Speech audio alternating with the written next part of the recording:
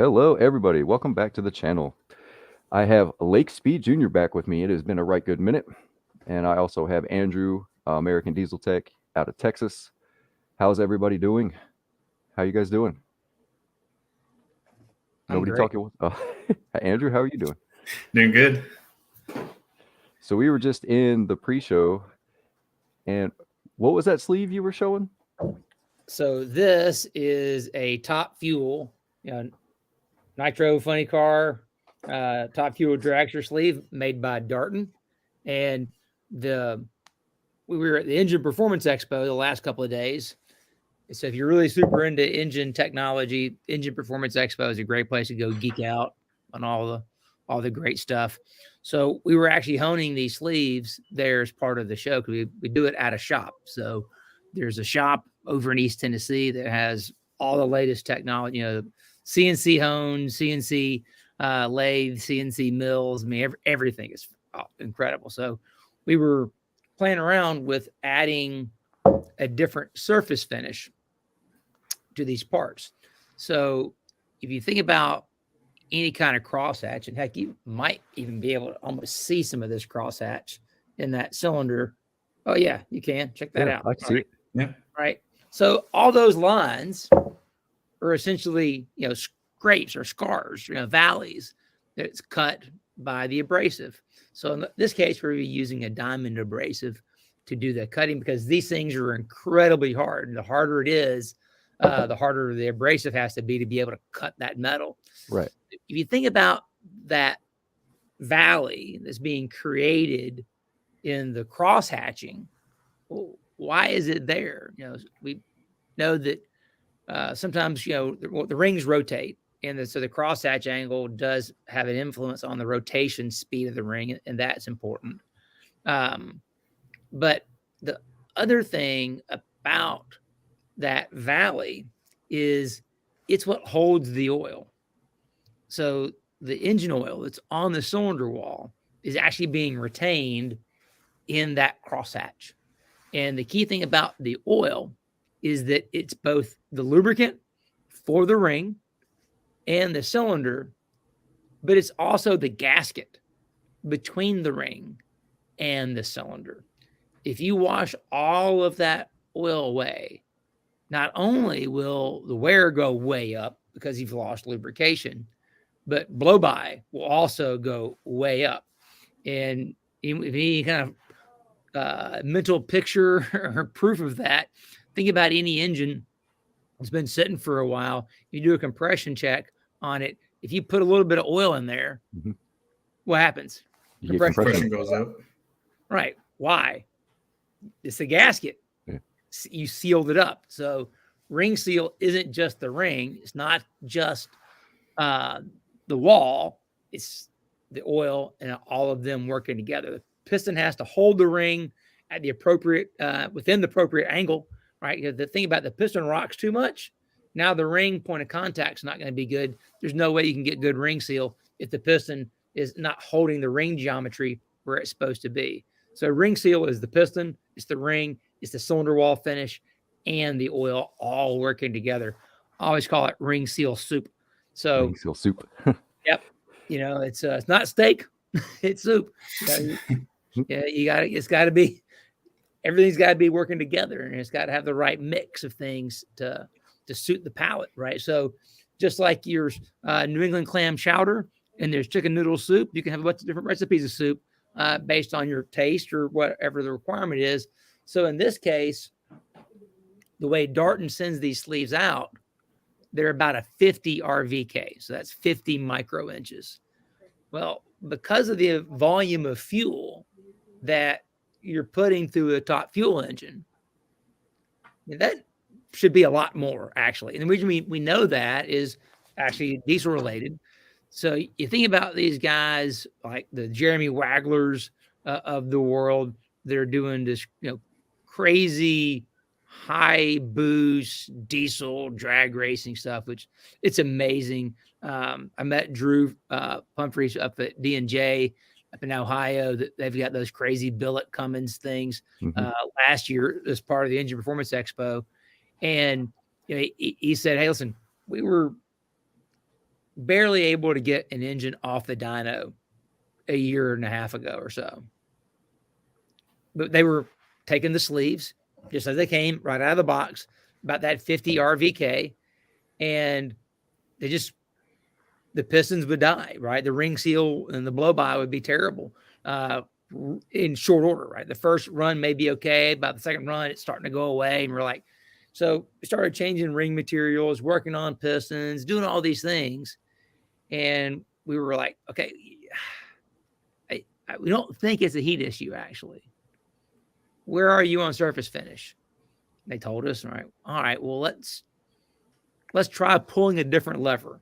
If we're not able to solve the problem through different piston materials and anodizing and things like that, if we're not able to solve it with different ring materials and coatings, if none of that stuff's really making a difference, the only other lever we have to pull is surface finish. Right. What can we do? So we started changing up the way they hone. So they went from essentially like a 325 grit diamond all the way down today to a 70 grit diamond. So that's what you begin with. You're still going to go back and finish with a 600 grit CBN over it. So you're going with a 70 to rough it, then a 600 over it to finish it up. And now that same base piston that wouldn't live, the same base ring that wouldn't live, one or two pulls on the dyno is now making 30 runs down the racetrack, and the stuff looks brand new. All because of rehoning. You just changed the couple. All because of surface finish. Right. Everything is about surface finish. Can I share something real quick? You sure can. Let me see.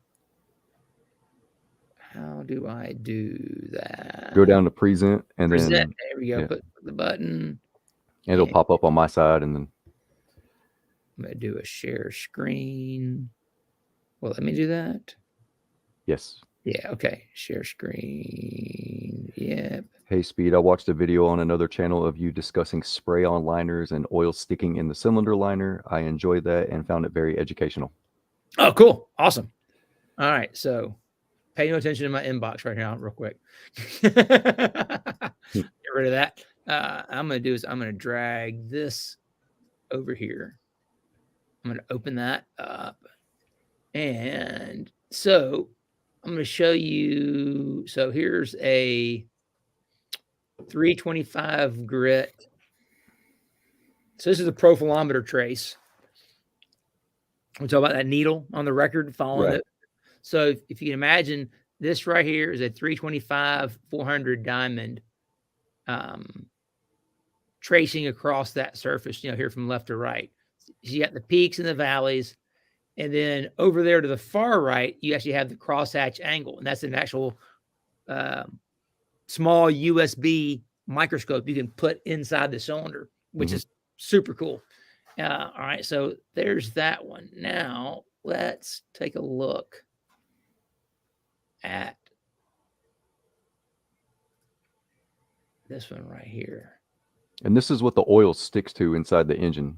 Yes, anybody that didn't know. It's sticking in those little valleys, right? If you can see my cursor or not, I don't know. But those little valleys, right there in the middle of that deep valley, that's what holds the oil. Yeah. If you don't have that, bad things happen. And I can give you a good example of that. Let's open.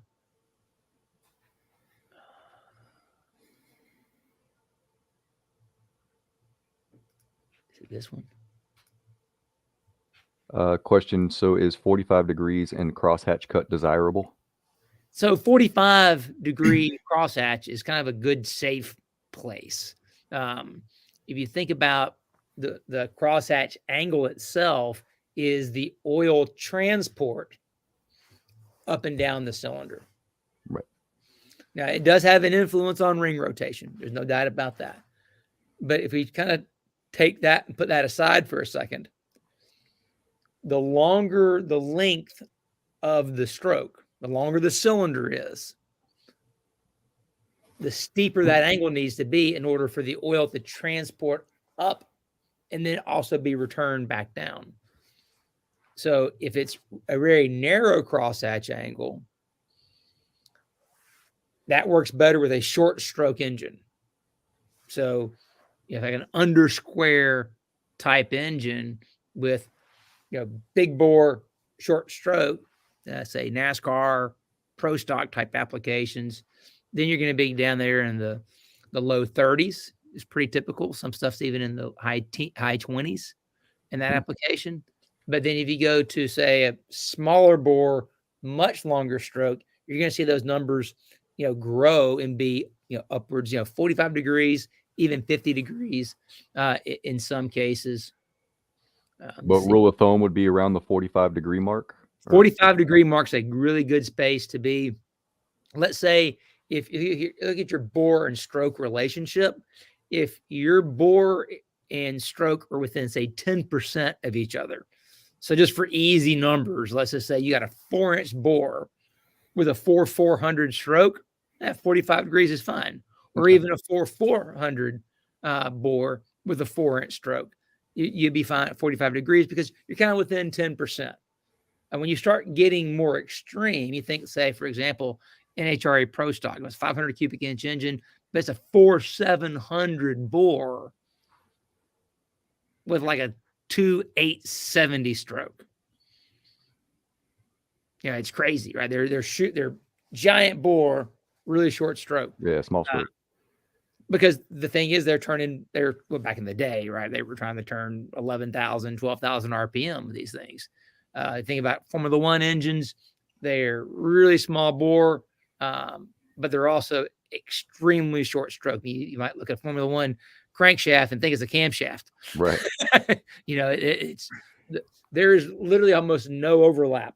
There's a ton of overlap on the journals on a Formula One crank. Whereas a lot of this big pulling truck stuff and everything, you'll have giant overlap, right? And that's where the more overlap you have, or say less overlap you have.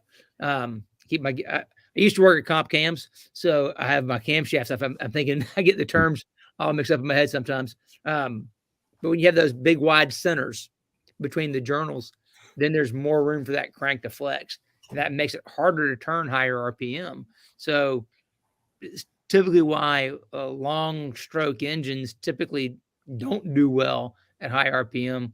That's one of the reasons why. I mean, there's a lot of other mechanical reasons why, but if you could turn a long stroke crank at high RPM, you're going to have a lot more deflection problems because the crankshaft tends to not be as stiff because there's not as much overlap to actually strengthen the crankshaft.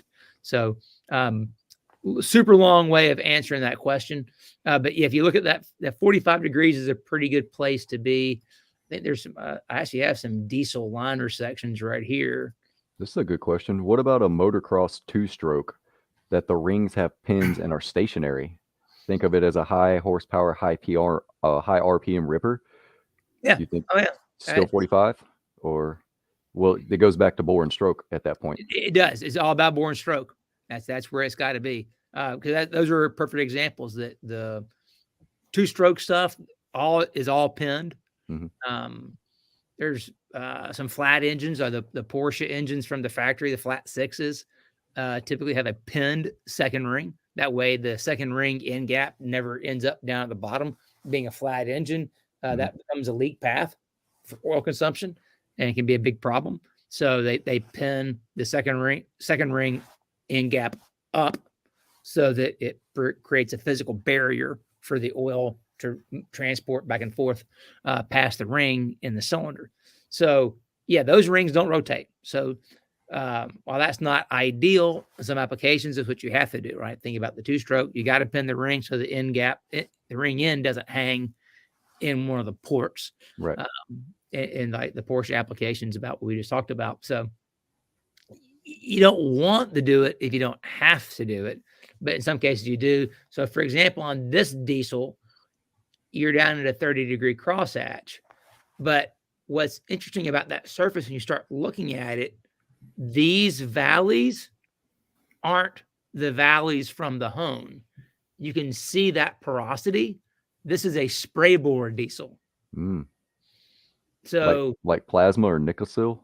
like plasma. So Nicosil is a plating. Mhm. In fact, here's what I'm going to do is while I'm still sharing that screen, I'm going to pop up a browser window and I'm going to go somewhere.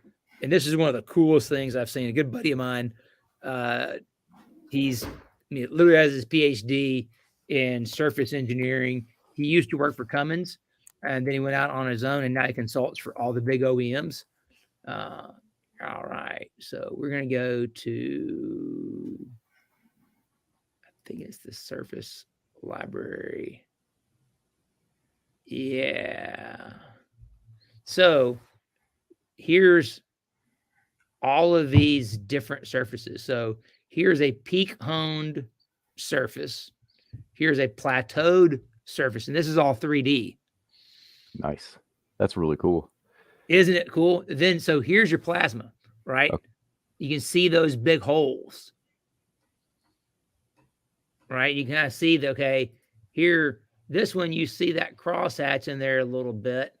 On this one, that's the steel sleeve. But on this one, you're seeing those pores a lot more. Well, the surface actually looks different too. Yeah. Because they're finishing it different. So, like, for example, we'll come back here. The traditional iron liner like this, even this is a steel liner, you're finishing with a 600 grit CBN. With the spray bore stuff, you're finishing with a 1200 grit diamond. Because you're really not trying to create any kind of crosshatch angle. You're trying to mirror finish it because it's not the valleys from the abrasive that holds the oil. It's the porosity that's created in the spray on process. Because literally that plasma spray bore is just what it sounds like. There's a plasma flame. It's spraying iron particles, little droplets onto the bore. If you think about it as like little golf balls, you know, headed towards their little molten lava golf balls, and they're pounding onto the bore. Then you're coming back and you're honing over it, and you're revealing all of those voids in between. So that porosity are the voids, and they can control the number of voids based on the speed of the head and the speed of the jet, you know, when they're blowing it on there. So it's pretty cool stuff. A lot of OEMs are going towards the spray bore stuff now. I know the Mustang has a spray bore in it, 2018, 19, 20, 21, 22.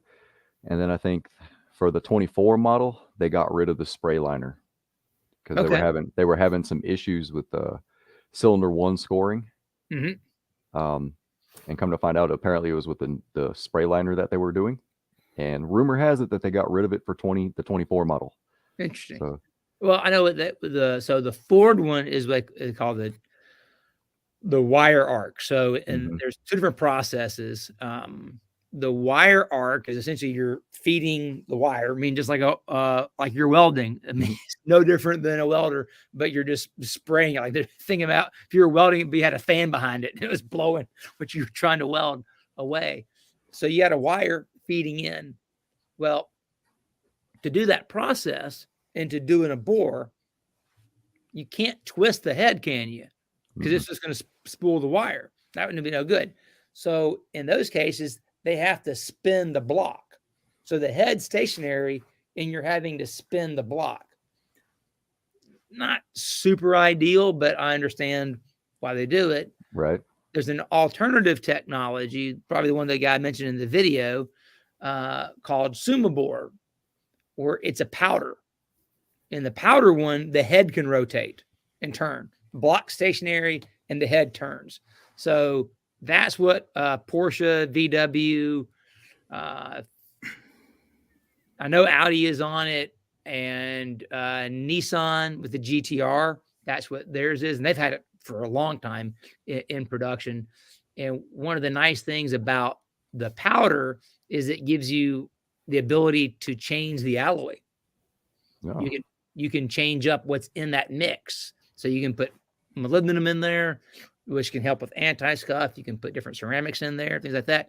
And that powder spray process was from Sulzer, and they were using it in marine diesel applications and railroad diesel applications like 30 years ago. It's not new at all. It's just finally made its way over into the automotive side, but it was a diesel technology from way back. But it is pretty neat stuff. And you obviously, when you see over here, it looks completely different than everything else. So these first three are all just, we'll call them iron liner types with traditional honing techniques, but you're varying it from a single to a plateaued to that extreme plateaued, which is like the ones I was showing you that we were doing. And then you get down here and there's Nicosil. So wouldn't it be a little bit of a con running plasma? Like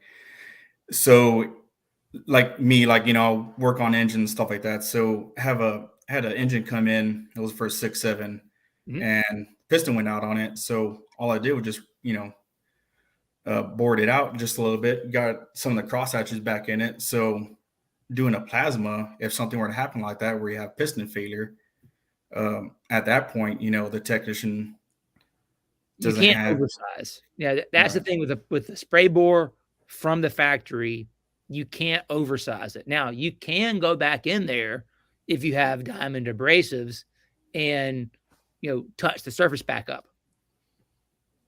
Right. But you're talking about tenths of thousandths in terms of what you can clean up, not thousands that you can clean up. So that's what happens with a lot of, say, the Nissan GTR guys. They come in, they're going to put bigger turbos on it. They're going to go E85. So now they're going to dump more fuel in it. So a pretty common hone for a GTR conversion like that is going to come in and hit it with a 600 grit diamond just to put some visible crosshatch in it, which is going to give it a little bit more oil retention than is already there.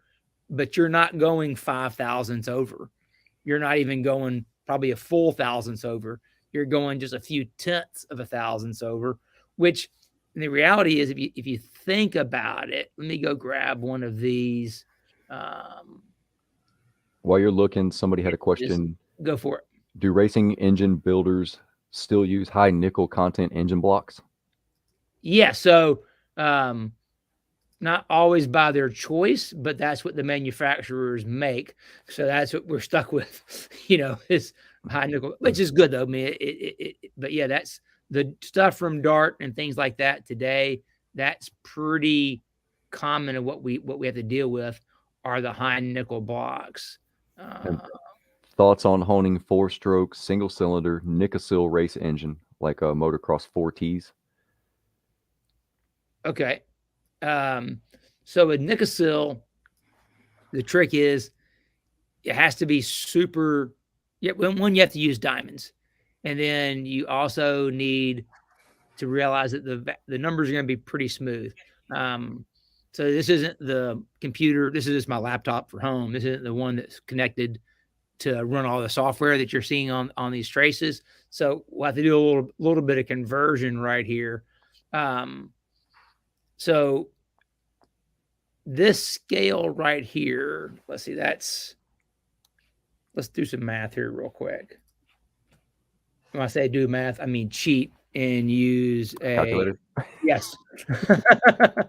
Right. It's like, why remember it if all I have to do is this? Microns. And basically the whole point of all these crosshatches, guys, is that's what the oil sticks to inside your engine to keep the cylinder wall lubricated. Correct? Exactly. So we don't have piston ring wear or cylinder wall wear.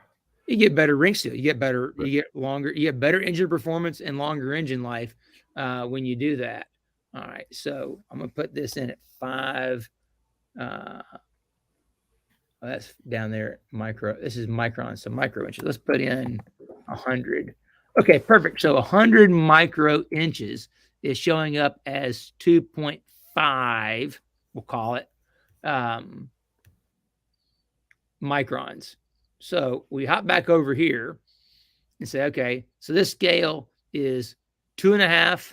So microns this direction and -5. So that's 200. So the top of the scale to the bottom of the scale is 300 micro inches. We all agree with my math on that? Mm-hmm. All right. So if you start looking at that, it's okay, this whole thing is 300 micro inches. Well, the whole surface itself is roughly 1/3 of that, which would be 100 micro inches. Mm-hmm. 100 micro inches is 1/10 of 1,000th. And we're talking small now. I'm just saying, let that sink in for a second. That's small. This entire surface that is the make or break of the life of your cylinder is 1/10 of 1,000th. On a dial bore gauge, that's 2/10 of a thou. There's not a lot of bore gauges you can get that are accurate like that, right? So we're not talking about stock removal when you're getting into plateau honing.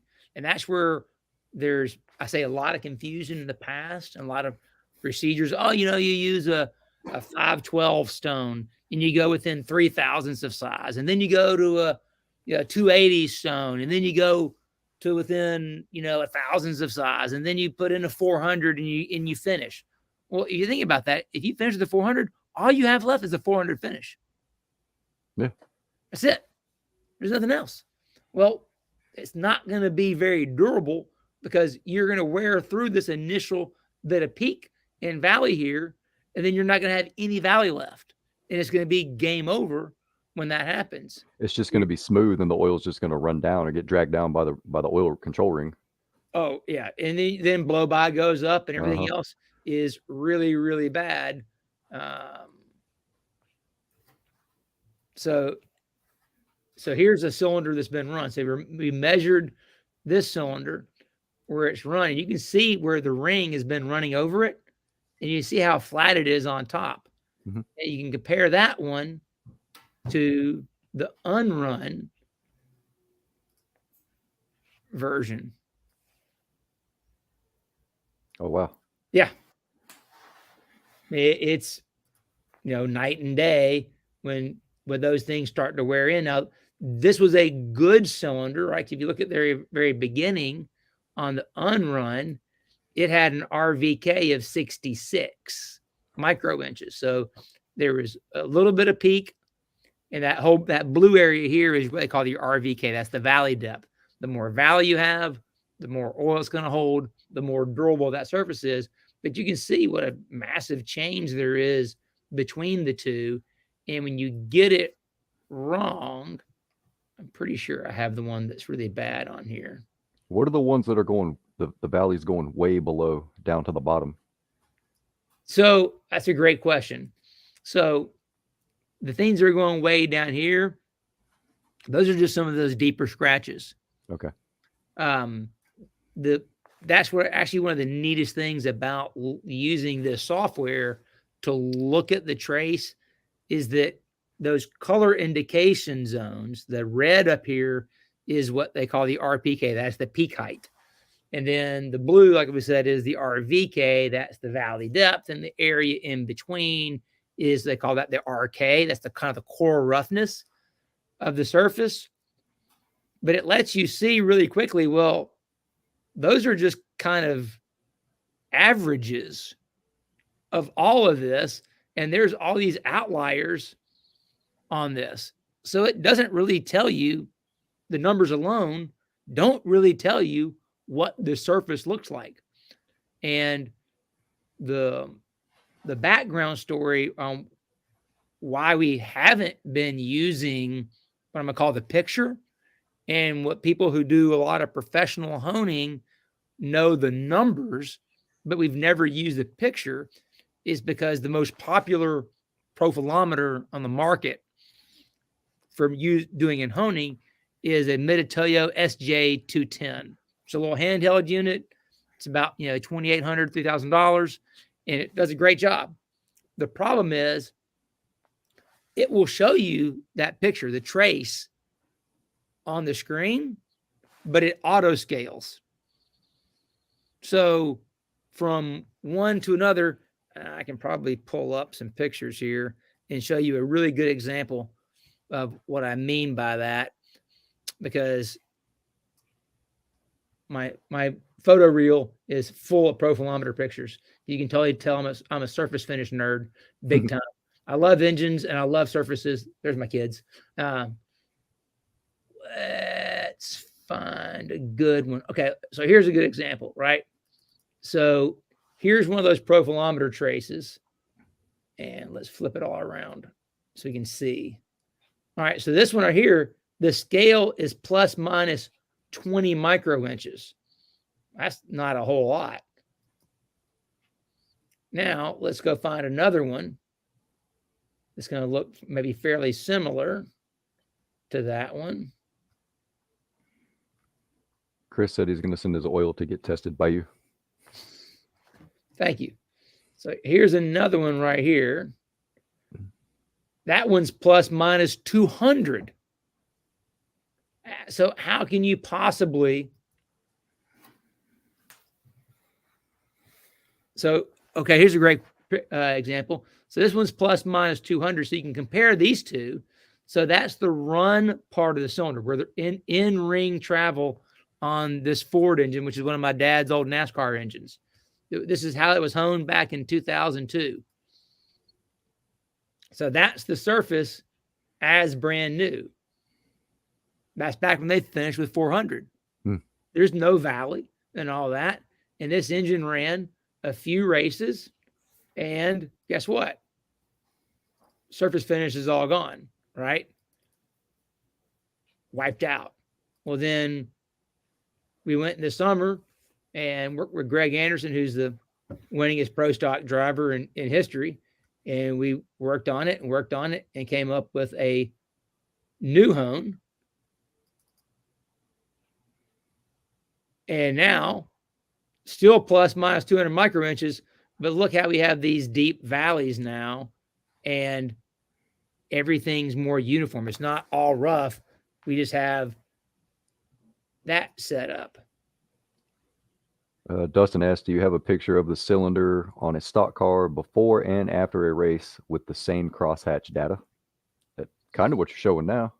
Yeah. I mean, that's what this was, right? So there's your before and after. If we get back up here. And that's after how many races? That was about 500 miles because Dad was doing some of the vintage, stock car stuff. So they were about 100-mile races. 500 laps. So yeah. So from this to that is about 500 miles. Could you imagine that in your personally owned vehicle? It's awful, right? But these surfaces, which I didn't know this until recently from talking to Mark, all the work he did at Cummins, cylinder bore surface finishes are the most engineered surfaces in the world. There's more SAE papers. There's been more, money spent on engineering these surfaces than anything else, which is absolutely incredible to think about. But, since that we were near here, right?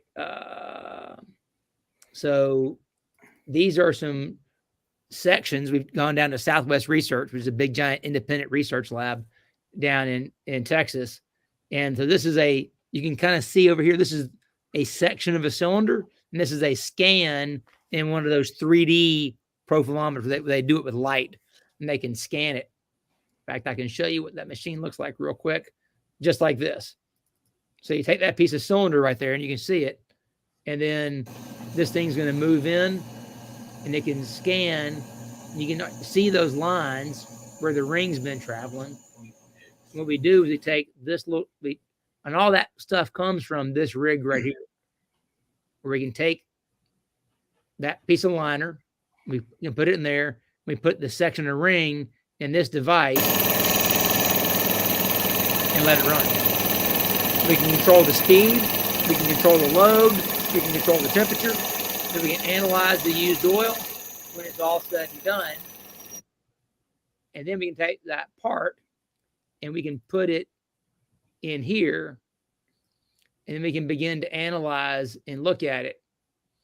And what's really kind of cool is to see what happens when you begin to look at it in 3D, because this area up here is this area right here. That's the unrun area. That's where it was honed, but it's never been run. All this area here is where the ring's been running. So you can really see really close what's really been going on inside of it. This one is my favorite view. Is this one right here? That's like the ultimate side-by-side comparison right there. Mm-hmm. Oh, yeah. If this one does what I want it to do, if I think this is the right one, oh, yeah. You can rotate it, right? And that's cool. where it gets mind-blowing, right? And you can see how those cross hatches align with those deep valleys. That's what's creating it. And you can begin to kind of turn that surface around and see it from every dimension. And I got one other one. I think Somebody wanted to see a close-up of that piston. Yeah, that's exactly how my piston looked like whenever I did that 6.7. Only one side was scoring. The top bearing had failed. The wrist pin? No, the lower bearing on the crankshaft. Oh, lower rod bearing. Sorry, I couldn't think of the name. All right, so from this picture here, I'm going to show y'all one thing that's really neat. If you think about the piston ring, it has to stop twice each stroke, top and the bottom, right? When it stops, it loses its speed. Well, the oil wedge that provides the lubrication and protection for the ring and the cylinder, that's all about what they call entrainment speed. So think about a water skier. If the boat's not going, where's the skier? Nowhere. He's down in the water. Yeah. And then as the boat begins to move, it pulls the skier out of the water, but the skier doesn't go just being in the water to being on top of the water. There's a transition period before it's up on top. Okay. So in lubrication, we have what's called the hydrodynamic lubrication. That's the skier when the boat's going 35 miles an hour on top of the water. Then you have mixed film. That's where the skier is coming up out of the water, not fully on plane yet, but not sunk in the water yet. And then you got boundary condition. Well, the boundary condition is the skier in the water. Then the boat's not moving. You can see right here, because the coloration, right? That orangey red color it's higher. There's less wear. You get all the way over here, where it's the most green, is where the ring stopped. That's the boundary condition. So you can actually see all three stages of lubrication taking place right here on these little strips. I think this is the one I can maybe turn it. And that's essentially why you get the lips up on top of the cylinder whenever absolutely you down. Absolutely. That's why there's more wear right there at the very top of the cylinder, and you got that lip, because that's where the ring stops, right? And of course, the ring typically stops below the deck because you've got the top ring land. So whatever the height of that top ring land is, measure it down, and that's where that lip's going to be, because that's where the ring stopped. So when the skier falls, would that be like the piston leaving the chat? Yeah, absolutely. So I'll roll back. So we want to see the piston. Yeah. So Cylinder scoring. Look at that. Yep. That's nasty stuff. That happened to be on the wall down there at Southwest Research. So I'm taking a picture of that. And then what else we got here? I can geek out for a while on all this stuff. But I mean, this is a great place to go look at this surface library, because, like, for example, Alusil or Lakasil, where the silicon particles, all those red areas are the silicon particles. Everything else around it is the aluminum. Yeah, it's really neat. I thought he had another. Oh, Surface Notes blog. Okay, wait.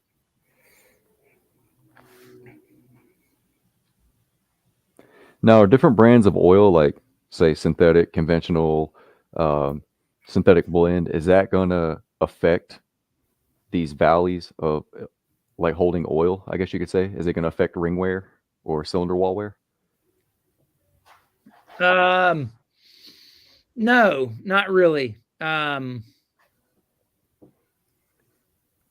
biggest thing when it comes to a conventional or a semi-synthetic or a full synthetic, when it comes to this, it's really about what the viscosity is.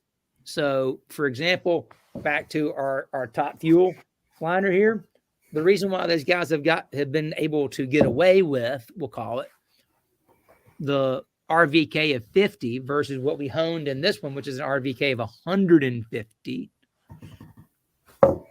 is because they run a straight 70 grade oil. So it's extremely thick.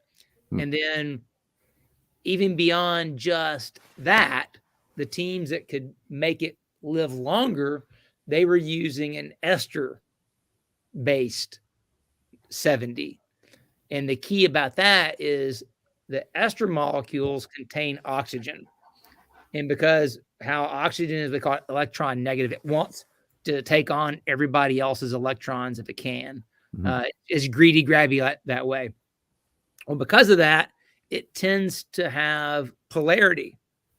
Anything that contains oxygen is typically going to be polar. That's why water is a polar solvent, because it's trying to grab all the hydrogen electrons, so it's off on one side. Well, when all the electrons are on one side, that means one side is more negatively charged and one side is more positively charged, just like a magnet. Right. So you have this magnetism, if you will, in the base oil. Well, with poor surface finish, they were band-aiding that by putting in a more polar base oil. So I worked with one of the top fuel teams this past year because they had an oil supplier that was trying to give them free oil. And of course, that was good for them if they could get it for free. But making it thicker wouldn't fix it. But it wouldn't fix it because the surface finish they had to change the polarity of the base oil to make up for the lack of the surface finish. Because I know when we go back to the diesel guys, the Drews at D&Js, the Wagglers of the world, those kind of guys, they're not running nitro 70 ester based to make their stuff live. They're running 2050 conventional or something like that. And it works because they had the surface finish. So either way, it's two different ways of trying to get enough lubricant to retain on the surface so that it can seal and lubricate. The better way of doing it is surface finish as opposed to trying to do it through the base oil. That goes all the way back to the beginning when we talked about it all has to come together. The soup. Yep. The soup is it. The soup's the analogy. Right. So does anything change whenever you go to like a liner that's like basically like a wet liner versus like a dry liner? Does anything change, like cross hatches, like anything like that?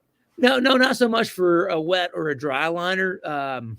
The biggest change in like honing, because this is the one to go to, because this will show you. I thought I was getting there on the first one, but if you go to this web page on his, digital metrology, what's in your cylinder bore? Not only do you get the 3D examples, he also provides a profilometer trace as well, so you can see put the whole picture together. So the big issue is the material. So if you're running, traditional gray iron block, it will hone easier with, say, a vitrified type abrasive than, say, a Duramax block that's compacted graphite or a Cummins block that's compacted graphite. Because compacted graphite's much, much harder. You're going to need a diamond abrasive to be able to cut it. No different than, this is a hardened hybrid ductile iron. This thing is hard as a rock. You could What about heat dissipation? So what? What about heat dissipation? Does that cylinder that you're holding, the liner, does it dissipate heat really well? Well, that's because on the iron side, right? Because the heat dissipation is going to be all about the density and we'll call it the thermal properties of the atomic nature. So this being mostly iron, it's going to have the same heat dissipation properties of anything that's predominantly iron. Only when you begin to really put in a lot of different alloys will you really begin to change the structure. So some of this say, if you get a whole lot of nickel in something, then you'll begin to change the heat properties of it. But you got to put in a substantial amount. So most things that are iron, you're really not going to see a big change in the thermal properties of it. What about an old Detroit diesel that runs better and lives longer on SAE 30 or 40? Probably in that case. So the straight grade oils don't have any polymer in them. So the polymers under high strain, high load, typically thin out, no different than a rubber band, right? Take a rubber band and you begin to stretch it. What happens to this section in between?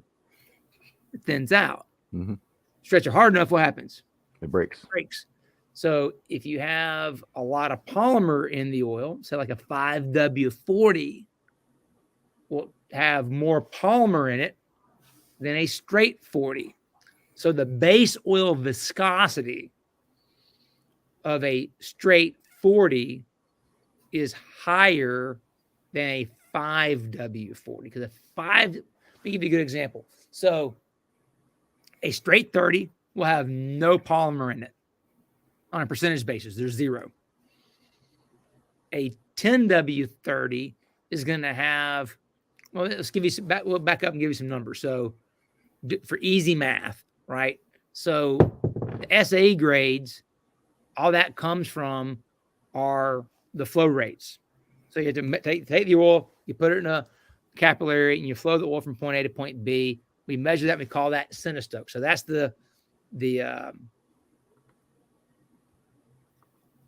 stop my screen. Here we go. That's how you measure it, is a centistoke. That's a time and distance measurement. So a oil that's 10 centistokes at 212 degrees Fahrenheit is in the 30 grade range.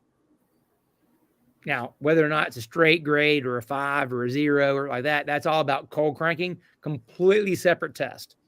So the number after the W is all about flow rate. The number before the W is a completely different test, and that's all rotational torque. That's basically, will the engine crank in cold weather? That's the question.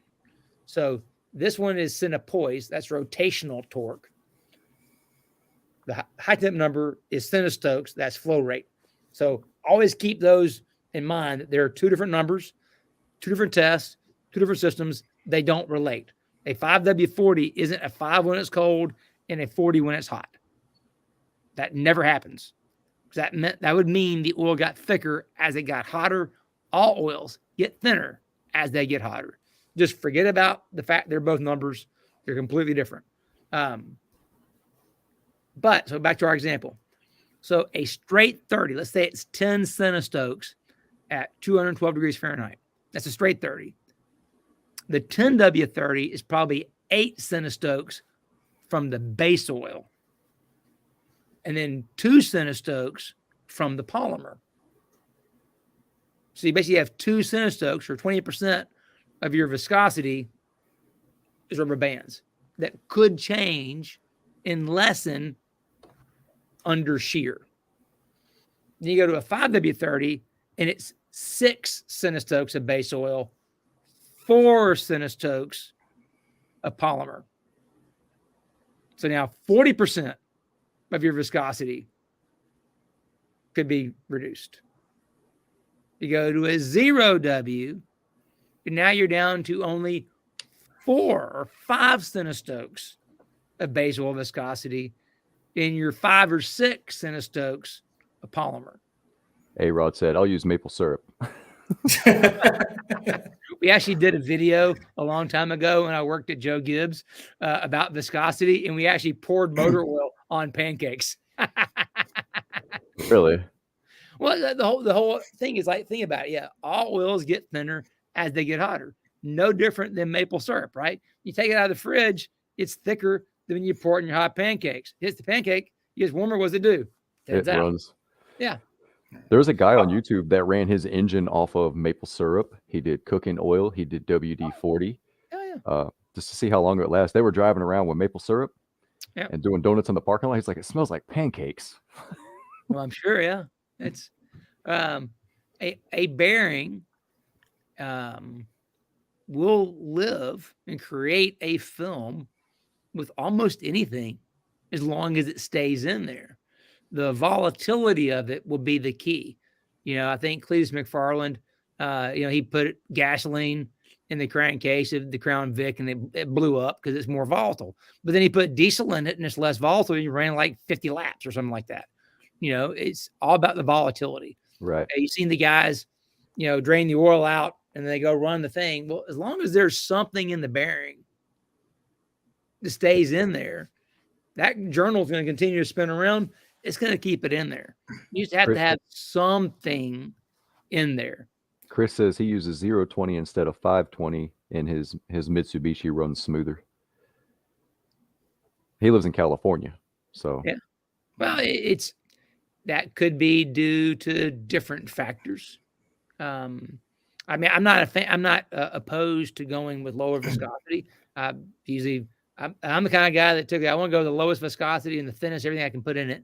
I want the least amount of friction, least amount of weight and everything. That's usually more efficient. You can go to a point where it gets you in trouble if you go too far.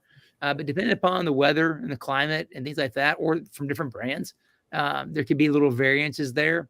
But, a 0W, one thing that can be, and one thing that's, I say it's not scary about some of these new super low viscosity oils is to go to a 0W from, say, a 5W. It meant your base oil had to get better. You went from probably a group 2 base oil to a group 3, group 4 blend. And that's probably the reason why it runs smoother, is because the base oil got better. He's running AMSOIL. I know that. Yeah. So, well, yeah, the guaranteed, the only way you can get the 0W in a low viscosity oil like that is to go to full group 3 or group 4 base oil. That's the only way you get there. And usually it's a blend of the two, right?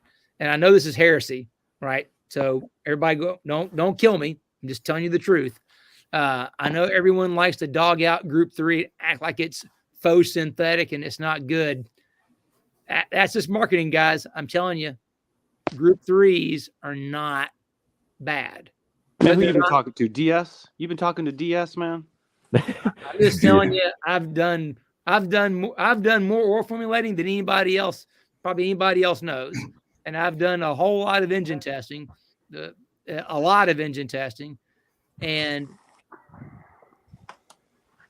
there are certain group 3 base oils that have extremely good characteristics.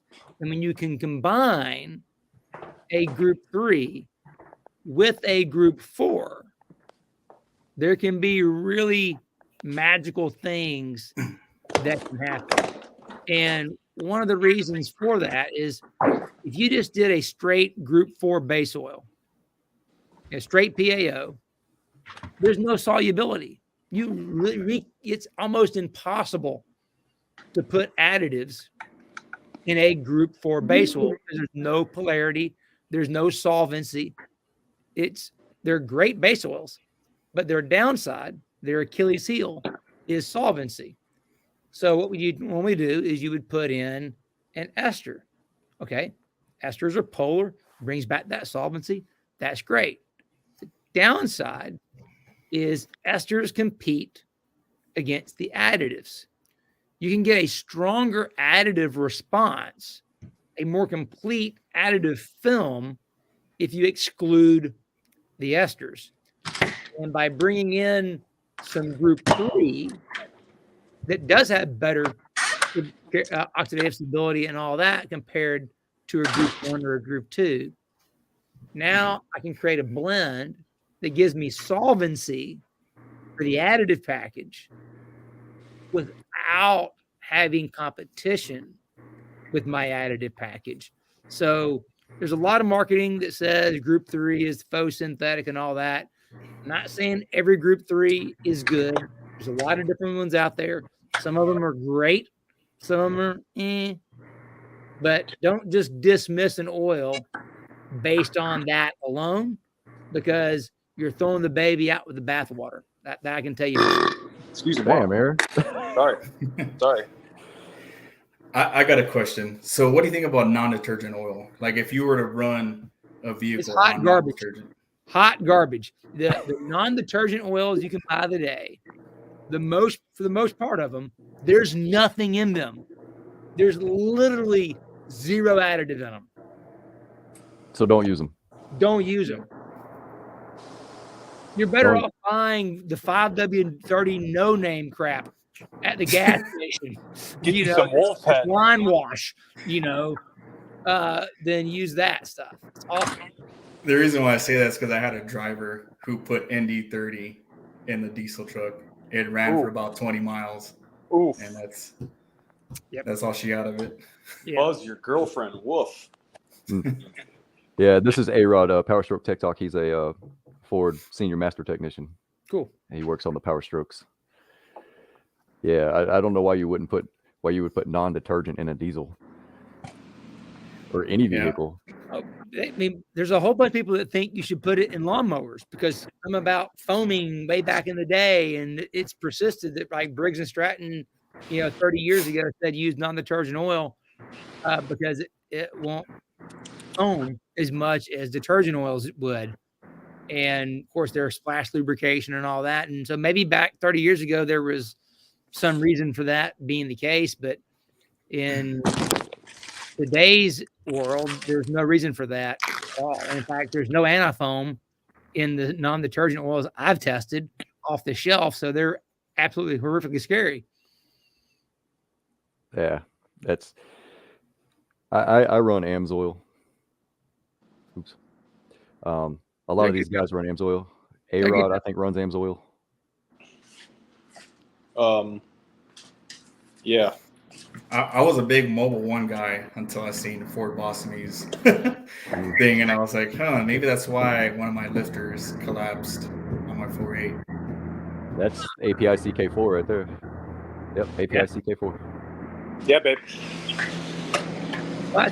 And a big part of it is that there's many different products. Well, I tell people all the time, they ask me about different things.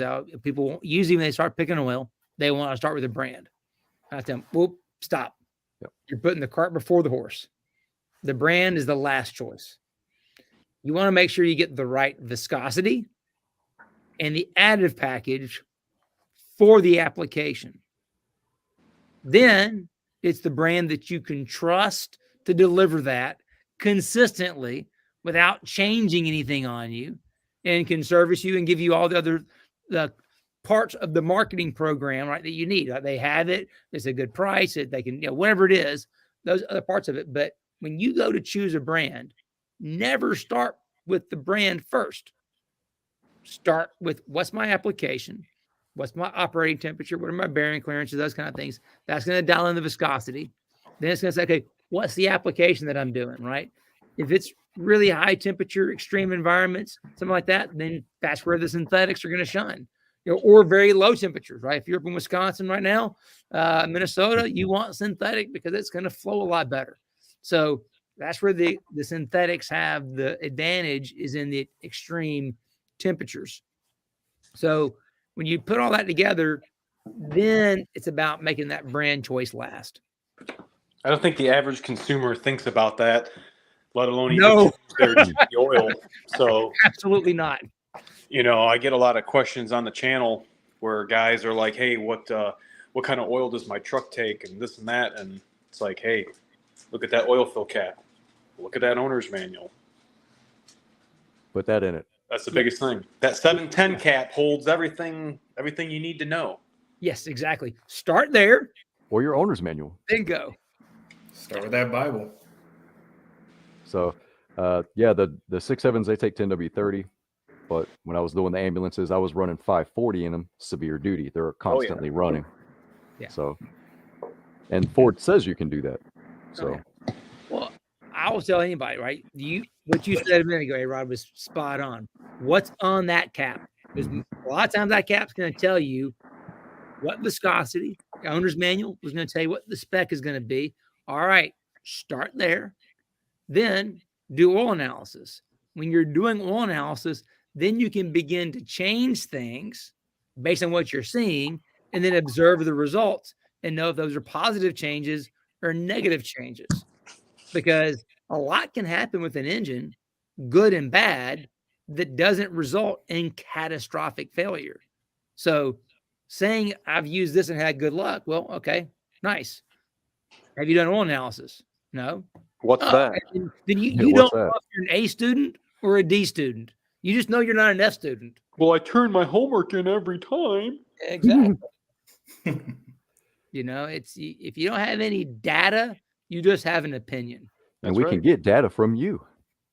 Yeah, or me or anybody else that does oil analysis. It's better to have something than have nothing. Thank you, sir. Appreciate that. But yeah, it's great. In fact, I had a guy that running the Amsoil 1030, probably the exact same one you showed me that drum, a fleet here in Charlotte recently, and a great example of he had two different units.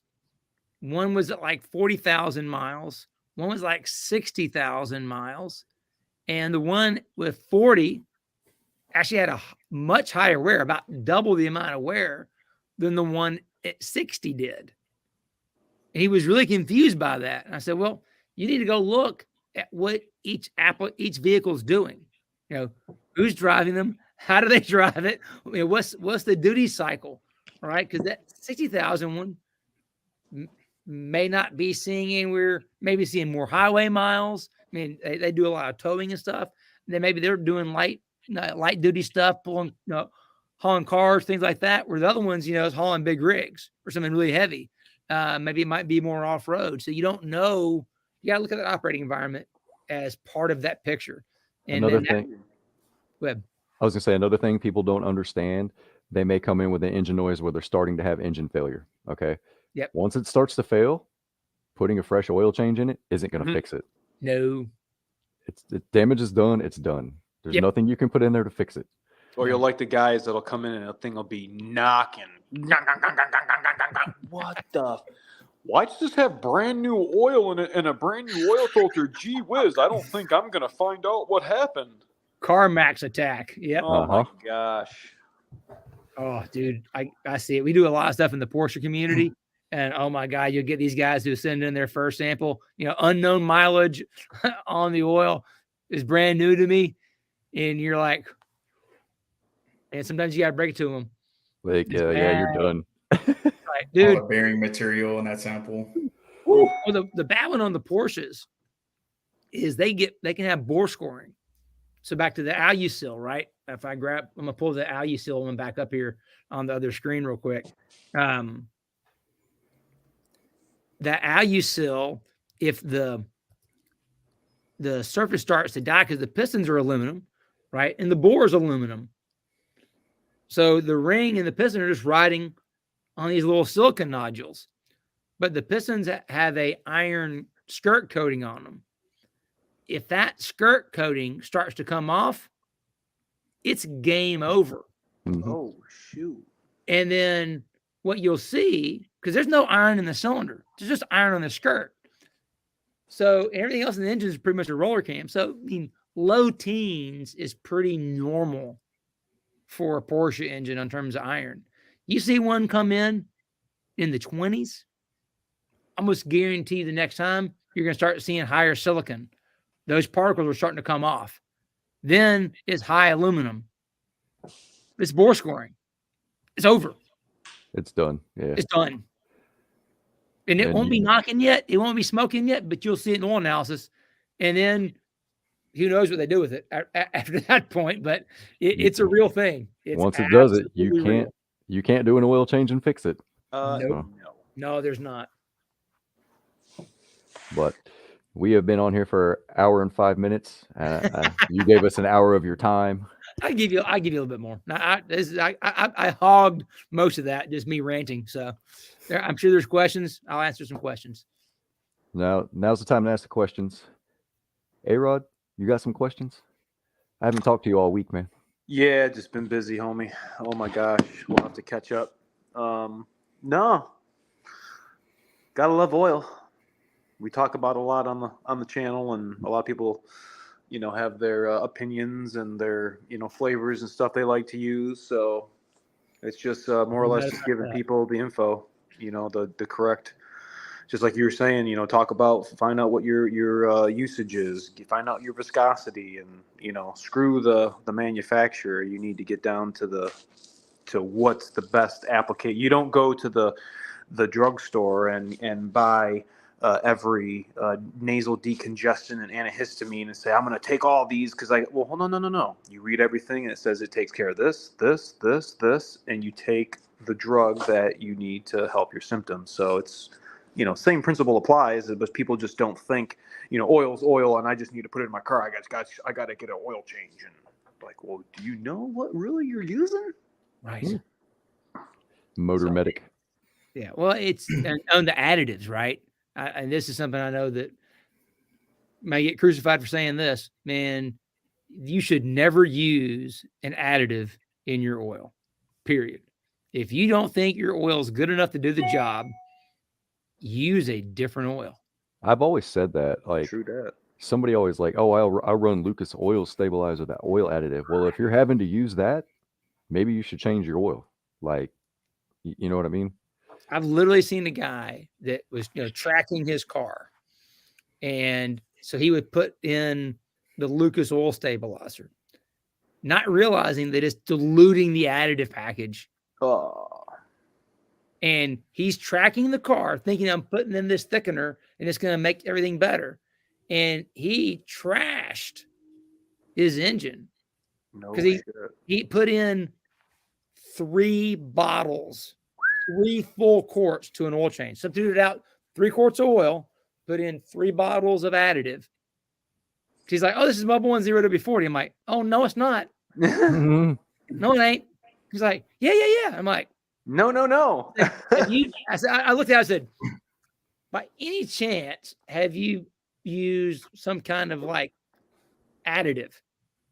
Yeah, I actually used Lucas. He starts telling me the whole story. I'm like, got it. Because there's never been a sample of Mobil 10 W40 that's ever come back in the 40 grade range in the history of mankind. That oil turns into a 30 the moment you pour it into the crankcase. It's like a 13. So 12.5 is the top of the 30 grade scale. So anything that's 12.6 or higher is a 40. This stuff comes out of the bottle at like 12.7, 12.8. Wow. And there's 5 timing chains in the engine. 5. Wow. It's 11 like that. Which, okay, all right. It gives good fuel economy, and that's why they do that. They choose it for that reason. It gives them fuel economy. But this guy comes in, he's got one that's 14. I'm like, nope. And the ZDP level in 040 off the shelf is about 1200 ppm. This thing comes rolling in at 700. It's like passenger car level. I'm like, what is this? Now, yeah, and of course, because of that, he diluted his additive package, which that's all your anti-wear package.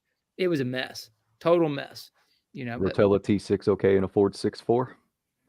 T6 and a 6. I wouldn't waste the oil. Yeah, not on a 6.4. Yeah, not on a 6.4. A T6 is good oil, but yeah. Somebody had a question about the I think it was Dustin. If I can go back. Tell us about oil with an oil bath belt, say timing belts or oil pump belts that are in an oil bath. Does an oil have an effect on the longevity? Oh, so that's a great place to stay away from someone with ester. That's really where, back to the owner's manual, what does the OEM call for? Buddy, stick close to that one. Don't wander too far away. Or at least the spec, right? If you got a spec, let's say it's a European type engine, that's maybe say it's an AC, EA, A3, B3. Then you need to stick to something like that and make sure that it has the approvals and it doesn't have any ester in it, because the esters will typically weaken any kind of elastomers. They soften them. So you don't want something that can soften the belts and change the tension on something that is a polymeric belt. That's good to know. I didn't even know that. Did you know that, Aaron? I did not. So they use it for seal swell, right? In fact, I did a little thing. We're going to do a video on it pretty soon on the Speed Diagnostics channel. I went and bought some just regular old 5W30 Pennzoil.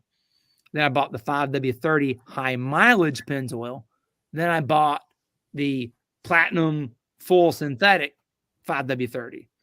And I analyzed all three of them. And knowing what I know about additives and having worked with both Lubrizol and Afton, which are two of the four additive manufacturers that supply every brand of oil. So if you guys don't know this, there's only 4 companies in the whole world that make the additives, that make the ZDP, that make the detergents, the mollies and all that actually come together as the additive package that gets blended in with the base oil. So everybody, regardless of what brand it is, buys their additive packages from Lubrizol, Afton, Ornite, or Infinium. Everybody buys from those guys. Wow. Yep. I learned that a couple weeks ago when you were first on here. That blew my mind, man. Yeah. So we were lucky enough when I was at Joe Gibbs that we worked with Lubrizol. We had an R&D package with Lubrizol and worked with them for like 15 years.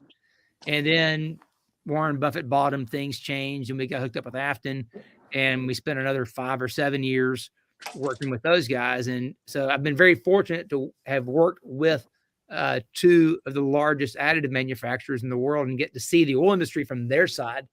It's a different, very interesting perspective.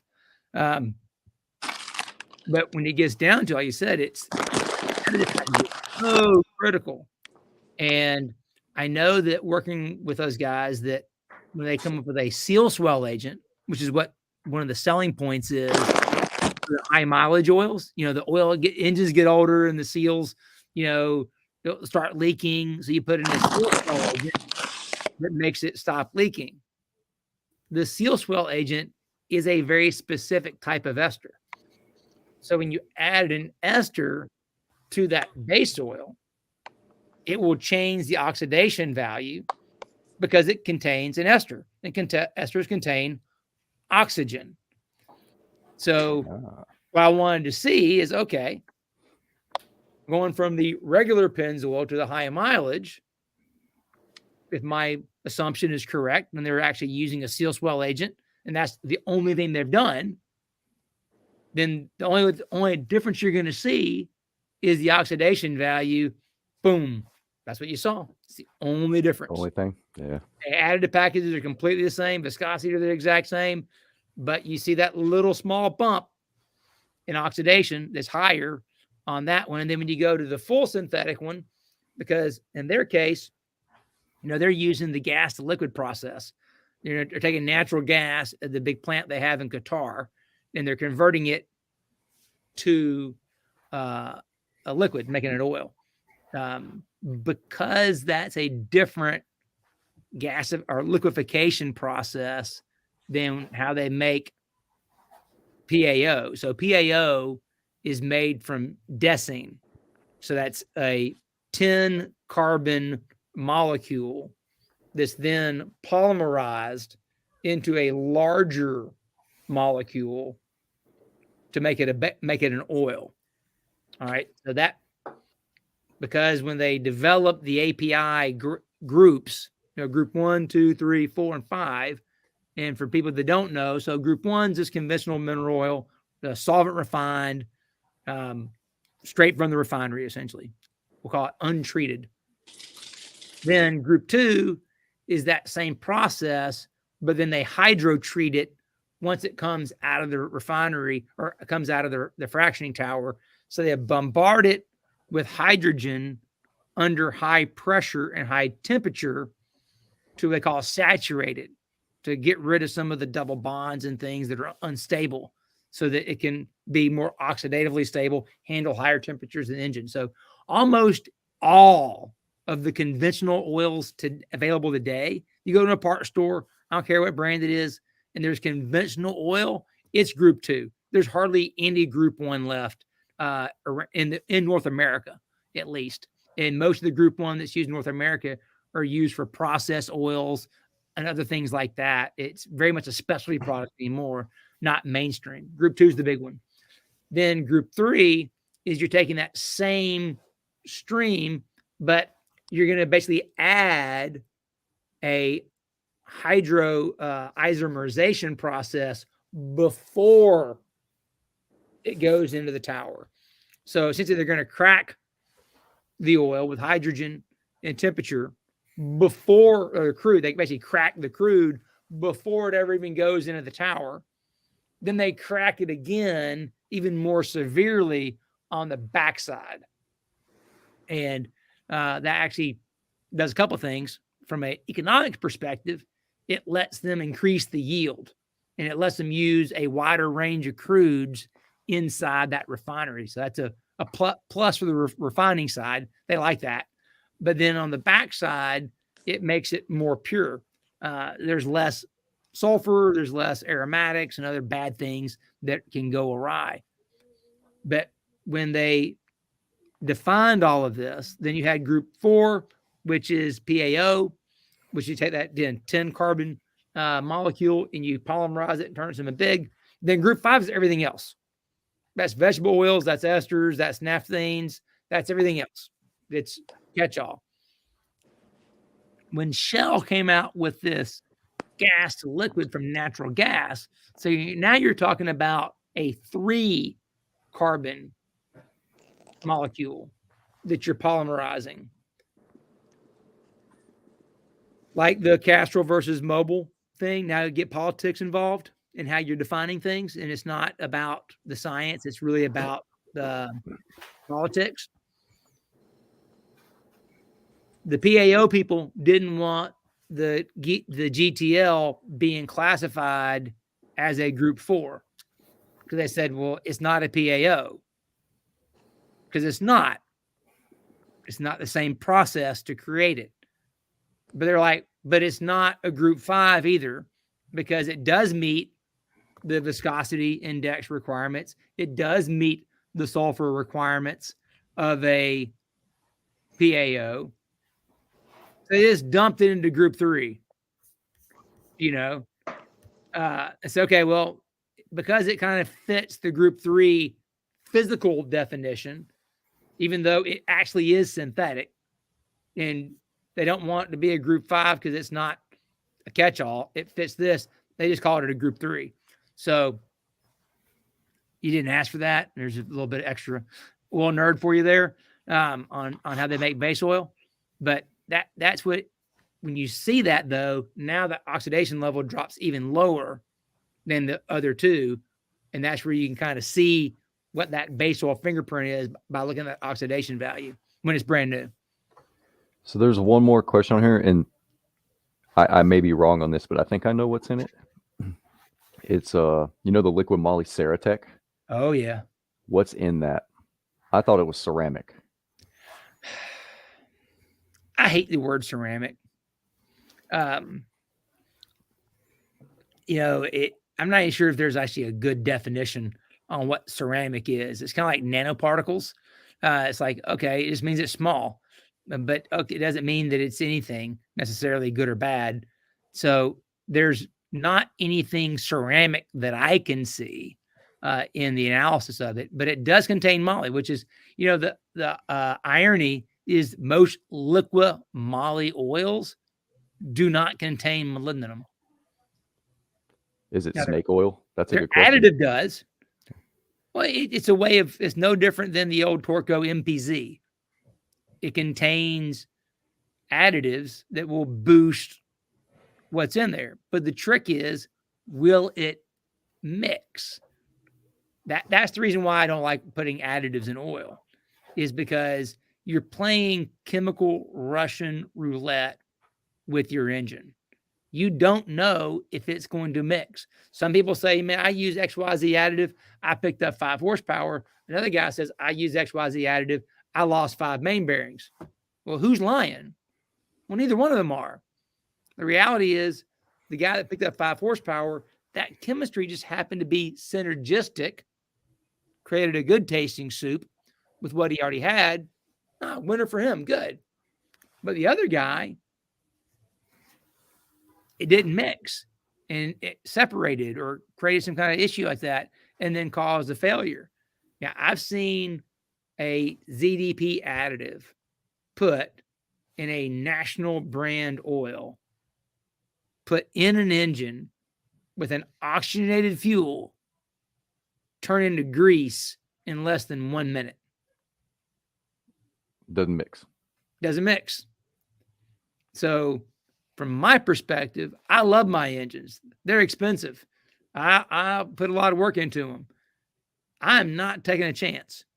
If I don't feel like my oil is good enough to do the job, I'm using a different oil. I'm not putting an additive in there and taking a risk with my engine. I don't feel, I'm not Dirty Harry. I don't feel lucky today, punk. Molly grease. I use Molly grease. Oh yeah, I agree.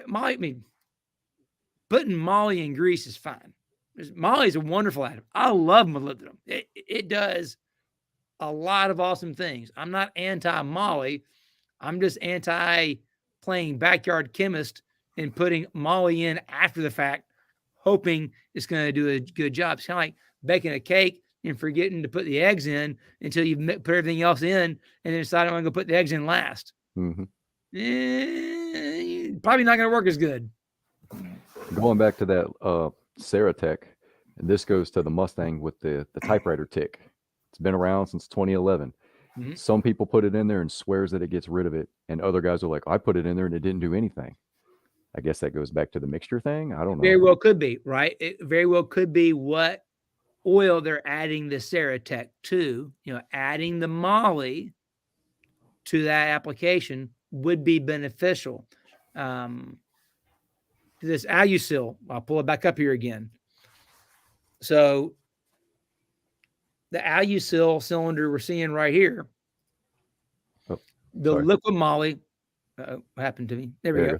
All right. So the liquid Molly additive, that Ceratec, tends to work really good when you mix it in the liquid Molly A40, 5W40 oil for these Porsche engines, because it raises that Molly level, and Molly doesn't need heat or load for it to work. See, ZDP needs heat and load for it to react to create the film. And the other thing is ZDP will only work on iron surfaces. If there's no iron on the surface, ZDP won't do anything. It's just there, not doing anything. Just there. It has to react and create this phosphate glass film. So it needs iron for the reaction to take place. Well, there's no iron on an aluminum and silicon surface. Well, Molly will work on that. So the driven DT40 oil that I formulated when I was there is high in Molly for that very reason.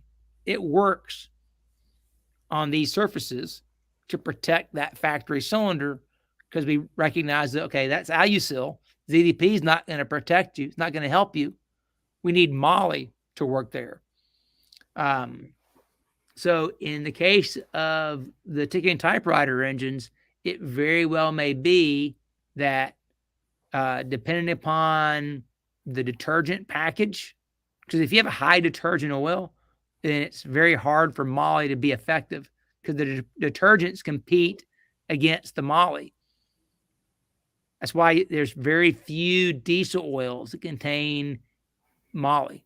Maybe very trace levels, but when I say Molly, I'm saying like in the DT40 oil, for example, you're talking about 300 to 400 parts per million Molly, where I say a trace level is going to be 30 ppm or less.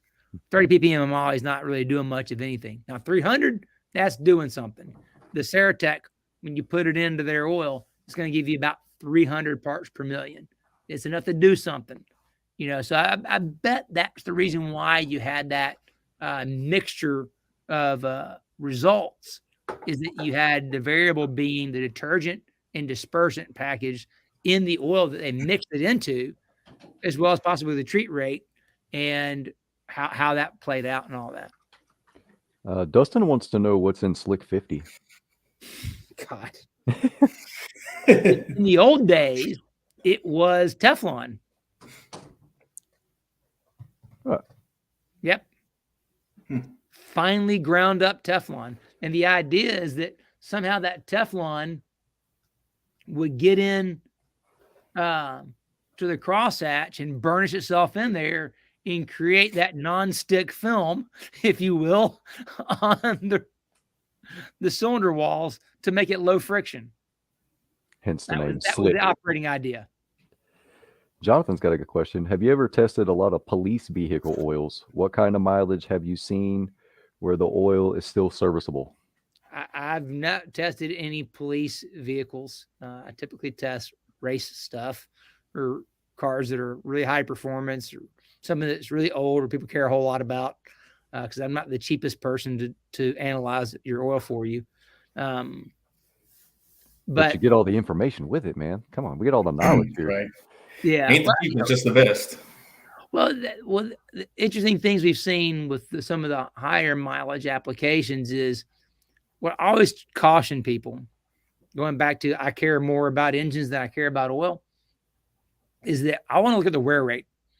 Just because they say the oil is still serviceable means it's not dead yet, doesn't mean that the rate of wear occurring in your engine is holding steady. I'm all good with extending your oil drain interval, but you want to extend the oil drain interval only to the point that you're maintaining the lowest wear rate. When the wear rate increases, that's your oil change interval, not when the TBN is dead. And I'll tell you something else about TBN. And this is another thing I'll probably be crucified for, but I'm okay with it. Is that TBN is no longer a valid measure of anything related to oil. Really? Don't worry about TBN. Don't think about TBN. Unless you're running some kind of high sulfur off-road diesel. Now that's a relevant thing for you. But if you're running ultra low sulfur diesel, or if you're running pump gasoline, TBN does not matter. See, TBN was invented as a test back when we had high sulfur fuels. And that sulfur in the fuel would react with the water created by combustion and then create sulfuric acid in the crankcase. That's why the strong neutralizers, the strong, they call them over-based additives, could reduce or neutralize those strong acids and keep them from eating the engine from the inside out. So the calcium, the magnesium, the sodium sulfonates that have been in the oils for a long time at very high levels historically were there because of the high levels of sulfur in the fuel. But as the sulfur levels in the fuel have lessened, so have the acids. So both Cummins and GM did independent studies and found that TBN lies to you. It's the weak acids that TBN doesn't see or isn't degraded by are actually attacking the parts and causing increased wear. That if you only did your oil change interval based on TBN alone, with the high TBN oils available today and the low sulfur fuels available today, there's a disconnect and your wear rate is actually much higher than if you just follow the oxidation value of the oil. And people can find out what their wear rate is by going to that website and sending him an oil sample. You can. I mean, you can do the math yourself too, right? I mean, we do it on the reports for you. It makes it easy, but it's really simple. You take the cumulative amount of wear in the engine and you divide it by the mileage. Then you multiply it out by a standard. We use 1,000, what's the wear rate per 1,000 miles? Then you can look at it, right? As long as your wear rate per 1,000 miles is staying steady, keep increasing your oil drain interval until you see it pick up. Then you back up to where you were before. That's your number. And you make it that your number for how you drive with the oil you use, the fuel you're using, and the environment you're living in. All that factors in. Because if you're just basing on TBN alone, you're going to overextend the oil drain in terms of what the wear rate is, and you see that pretty regularly. So we're looking at oxidation over TBN. Oxidation over TBN, yep. That's both Cummins and GM do that. Yeah, even I learned something new. What's weird is Cummins, their service interval is 10,000 miles. Those Fords. I tell everybody, just as a baseline, 5K. Yeah. 5. And then send a sample off. And if you're looking good, now that we're looking at oxidation levels, if you're looking good, you can probably bump that up. Yeah. And so, for example, like the that AMSOIL 1030 diesel stuff we analyzed the other day, you take that new oil value. What's the new oil value? And typically it's going to be less than 10 on the oxidation. You're good up to about 40. 1,000? No, 40. Oh. Right, so you go from 10 to 40 on the oxidation value. Right, 40, that's kind of like, okay, cut it off. What you want to do is overlay that with the wear rate. It's kind of whichever one gets there first. You know, if you get to 40 and the wear rate's still holding in good, all right, dude, yeah, you're playing on house money there. Go ahead and, you know, cash in your chips. You're good, right? Don't take any more risk. But if your wear rate picks up before your oxidation value reaches 40, go ahead and call it a day. Don't try to push it too hard, because somewhere before, let's say you're hitting about 30 on oxidation before your wear rate starts to tick up, you could have a pretty significant increase of wear going from oxidation rate of 30 to 40. Because it's most of that stuff isn't linear. So you can't say, well, I'm okay here. No, most of that stuff chemically, it's like a hockey stick. You're good until you're not. And it's a real fine line when things can go bad really quick. So that's why I say oxidation rates really important to look at. But you also want to look at the wear rate and look at the two of them together. That's a good picture of knowing when to change your oil, not TBN. So oxidation, not TBN. You got that, guys? Send it to his. You can go to his website, order. It's right there. Yeah. Order the kit, send him a sample, and you'll get it back. You'll send them in the mail, or you email it, the actual sheet. So we email the sheets, right? So the way the process works is I got both my sons. I got 2 boys. They work with me. So my one son, Ben, he builds all the kit. So when you go order it, Ben will build the kit. He'll ship you the kit via U.S. mail. You open the kit up, and there's the mailer, the sample bottle, and all the instructions. So as opposed to like the traditional kits like Blackstone, everybody else, where everything's handwritten, what you do with ours is you go online. You go to the website, and then you enter in all the information on the form. And so it collects all your information, asks you all the questions and all that. So then once you've completed that form online, taking your sample, you just drop it in the box, boom, off it goes to the lab, right? The lab gets it.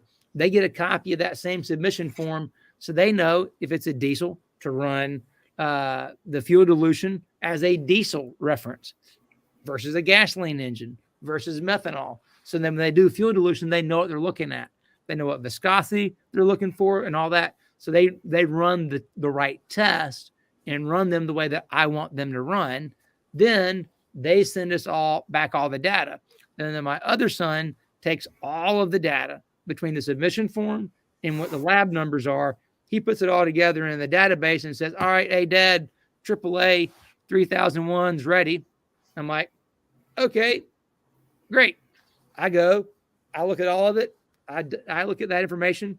I put it into a template that has macros. It's built in Excel based on my years of experience. and it will run the initial analysis essentially for me. It's my logic. So I take all the data, drop it in the template. It runs the logic, and I look at it, and then with my own human eye, I observe it, and I'm like, yeah, this isn't quite right. This is over here. That's more important than this. So I will begin to tweak and tune it and customize it, and then basically give you back a customized, to your needs, your application report, and any kind of commentary that I feel is appropriate based on that. I'm not a unicorn and rainbow report writer like Blackstone does. No offense to anybody who loves Blackstone, but all their reports are all unicorns and rainbows and all these kind of niceties. I'm like, I don't care about that. I care about your engine. I'm just trying to take care of your engine.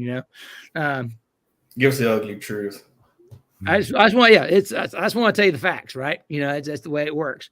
And then I email it to you, and if someone has questions, they can email me back. And some people you never hear back from. They buy kits, they analyze all the time, they never ask any questions.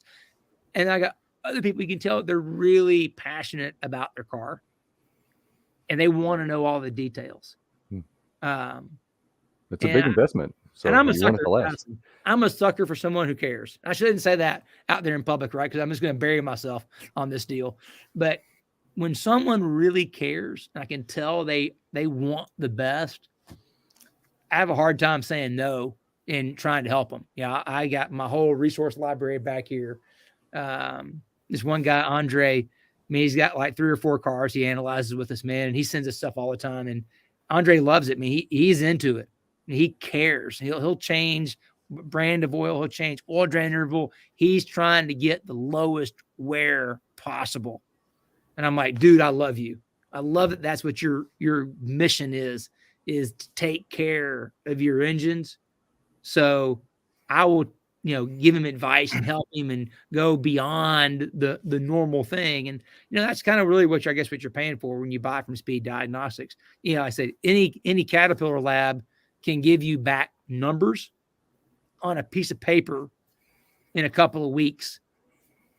But what are you going to do with the numbers? They don't care. I mean, not to say they don't care, right? But the reality is that's not what they're getting paid to do. They're there to take a sample, process it, and spit you back numbers. I'm trying to help you make sense of those numbers and then give you the ability to make good, educated decisions in order to extend the life of your engine or transmission or whatever you're working on. Because that's what I love. I love seeing people get better. That's just because I'm from a racing background. Mm-hmm. The whole goal of racing is getting better, going faster, going further, more. So get as much as you can out of it. Yeah, exactly. So all of this information and oil changes is a lot cheaper than having to replace your engine. I can tell you that for sure. I've replaced many engines. One of our first customers at Speed Diagnostics is one of the NASCAR teams.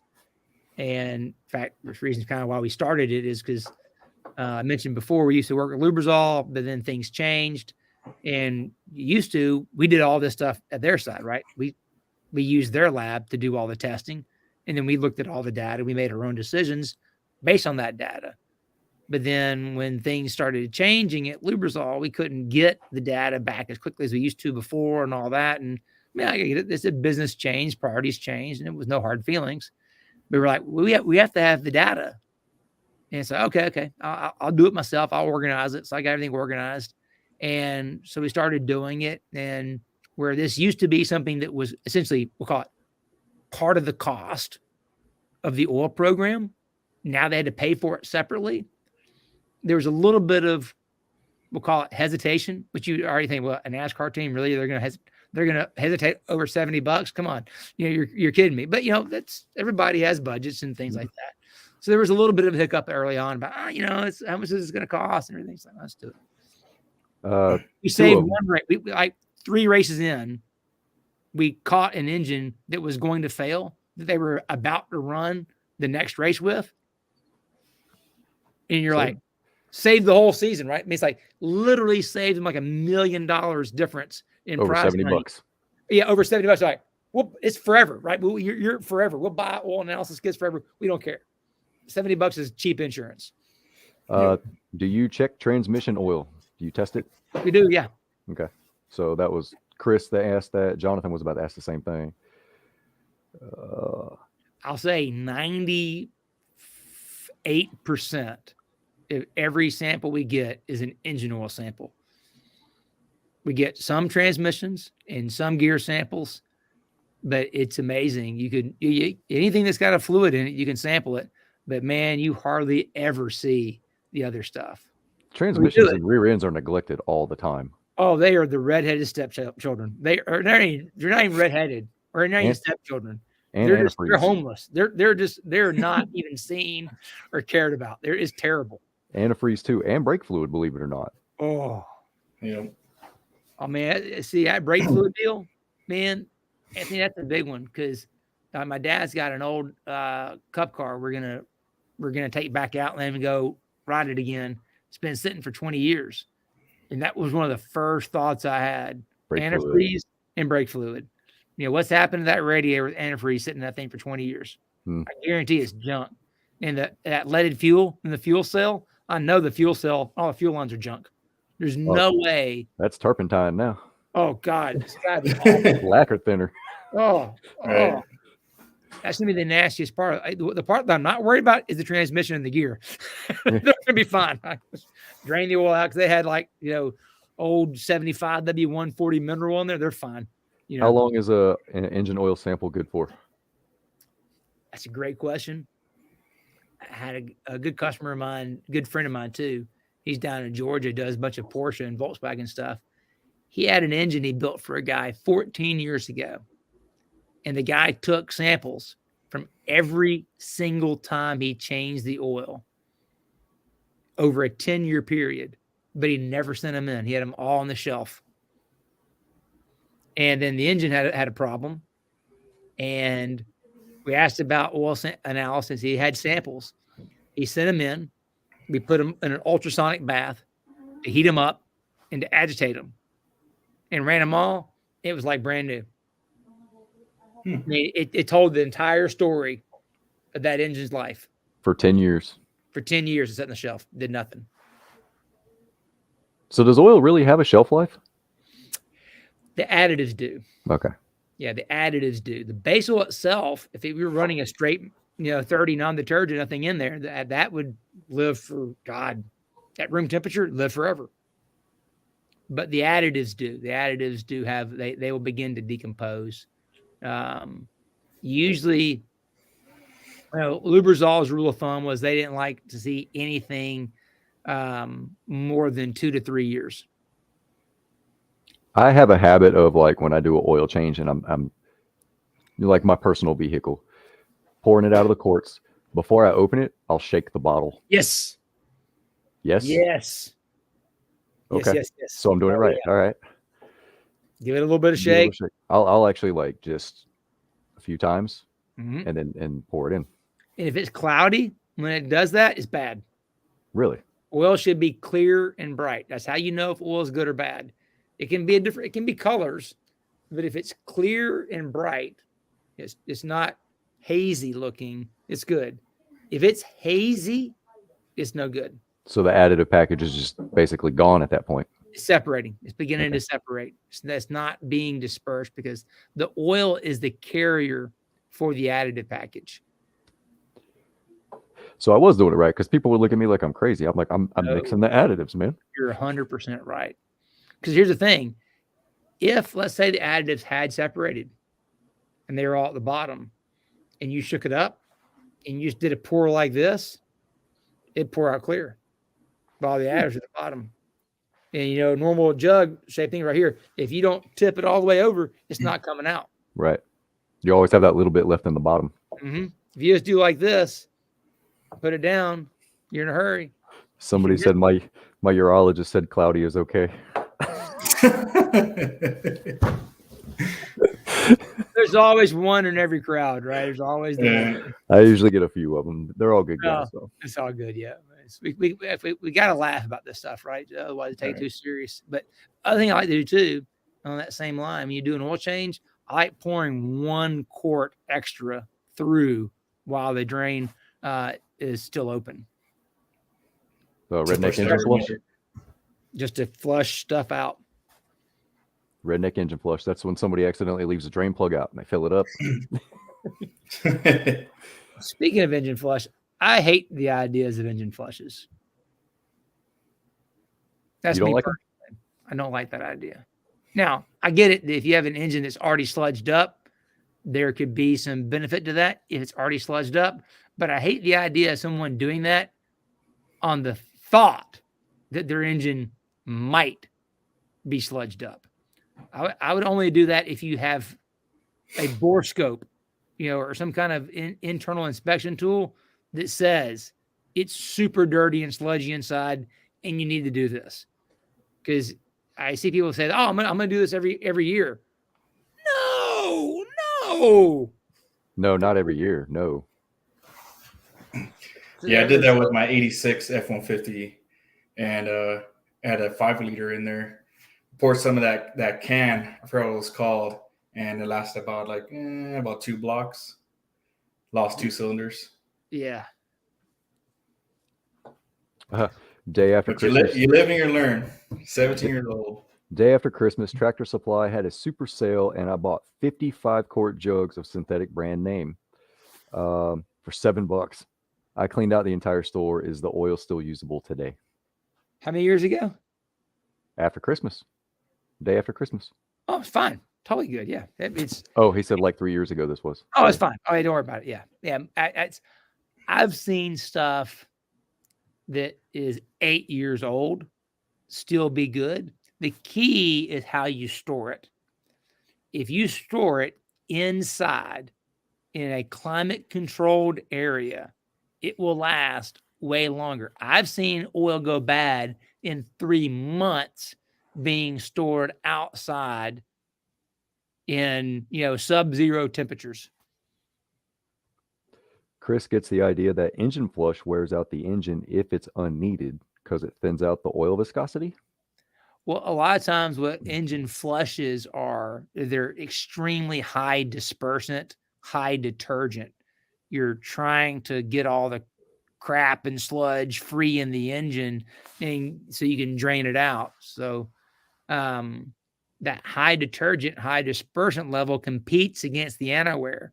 And of course, you're displacing all that stuff in the engine and you're hoping it all just goes to the filter or out the engine. But it could potentially clog the filter, and if the filter bypass opens and bypasses unfiltered oil, that's way, way worse for you than anything else you could have done. In fact, later this month, we're going to just do a fun test. We got an old small block Chevy that needs to have a whole bunch of parts replaced. So we're going to run it on a standard, just a Napa Gold filter, which is made by Wick. So it's a standard paper type media. We're going to run it and we're going to put in 5 grams of Magnaflux powder, which is just iron, right? We're just going to put it in there, weigh out 5 grams, put it in, run it. We're going to run the engine for an hour. We're going to stop. We're going to drain all the oil out. We're going to pour a quart or 2 oil through it, flush it out good. We're going to put in fresh oil, same oil as before, just fresh, same 5 grams. Then we're going to put on a 25 micron wire screen filter and run it for an hour.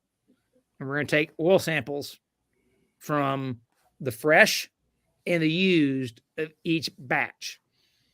And we're going to see how much iron is in each sample. So we'll have before it ran through the engine and then after running in the engine an hour.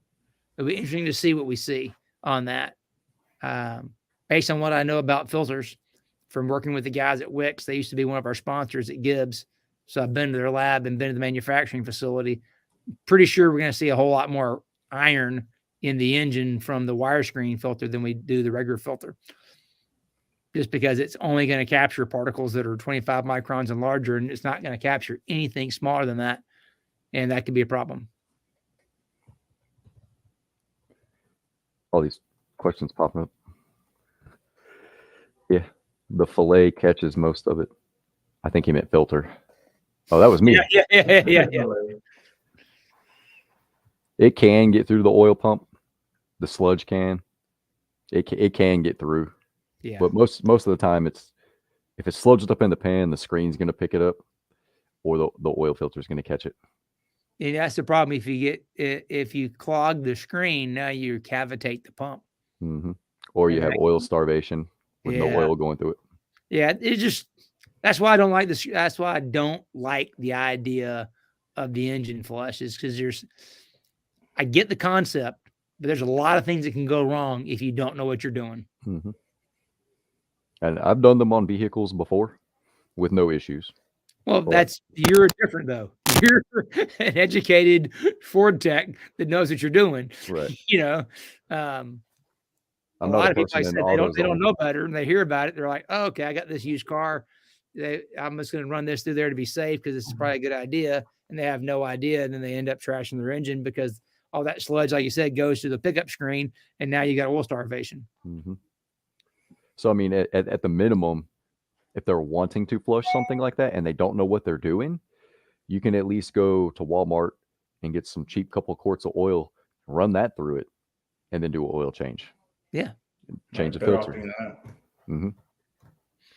Go get the cheapest 10W30 diesel oil you can find, because the diesel oils are going to have a higher detergent dispersion package anyway. Mm-hmm. Just run some cheap diesel oil through it. And so it gives up the operating temp, let it run for a while, and then drain it and the filter. Yep. And that would be the safest way to do it. Absolutely. That doesn't mean go into AutoZone and say, "Hey, let me get a bottle of Seafoam or whatever, and so I can flush my engine because my next door neighbor said I could."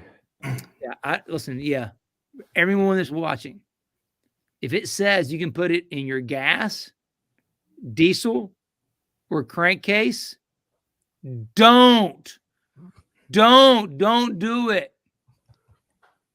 Just telling you, there's nothing chemically you should put in all three of these. This the same. Don't do it. Don't do it. The gas and diesel one should have been to include everybody, right? Right. No. I tell you what, there is one thing I did back in the day. I have a 2000 Silverado 5.3, and it had that lifter tick. And a buddy of mine told me, run some transmission fluid through it. Mm-hmm. Now I'm like, what? Transmission fluid? Like, I'm going to mess up my motor, man. No, I'll do it. So, of course, like, I'm 18. I was like, let me just try it. Tried it. It went away. Yep. I was like, wow, that's crazy. The dispersant package in transmission fluid. If you think about it, transmissions have, multi-clutch discs, all that fiber in there. So they're trying to keep all that stuff in suspension and protect it. So the dispersant package in transmission fluid is really, really good. And that's what actually can clean inside. That's why the transmission fluid cleans so well. That's why people used to use transmission fluid to clean cylinder walls and that kind of stuff. Transmission fluid is pretty much the fix all. Pour a quart of transmission fluid in it is pretty much like everyone's fix all. Diesel, you put some gas in diesel, pour some transmission fluid in it, it'll fix it. It'll be fine. It's amazing all the fixes that people come up with transmission fluid. But go ahead. Go ahead. I used to be a 18-wheeler mechanic at a family-owned shop, and we were doing I think it was a Detroit 60 series. Mm-hmm. I pulled the injectors out of it. I had to pull the cam out, and the tappets were stuck. Yep. So I actually ended up mixing a quart of transmission fluid and a little bit of diesel fuel.